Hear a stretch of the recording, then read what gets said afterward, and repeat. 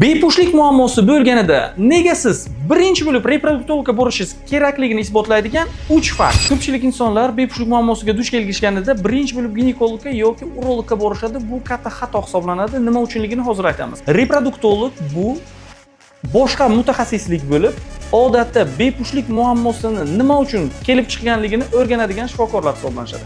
Ginekologlar bo'lsa, homiladorlar bilan homiladorlik holati va homiladorlikdan keyingi muammolarni bartaraf qiladigan shifokorlar hisoblanadi. Shifokor reproduktolog bepushtlik muammosi bo'lganida bepushtlik holatini chuqur o'rganadigan, ya'ni tuxum hujayra sifati, urug' hujayra sifati, bachadon ichidagi muammolar, erkakdagi turli xil muammolarni o'rganib, ulardagi bepushtlik muammosini nima uchun kelib chiqqanini sababini aniqlaydi. Va nihoyat uchinchisi, reproduktolog arsenalida zamonaviy tibbiyotga asoslangan bepushtlikni davolash usullari bo'ladi. Birinchisi bu bachadon ichiga inseminatsiya qilish amaliyotini qiladi.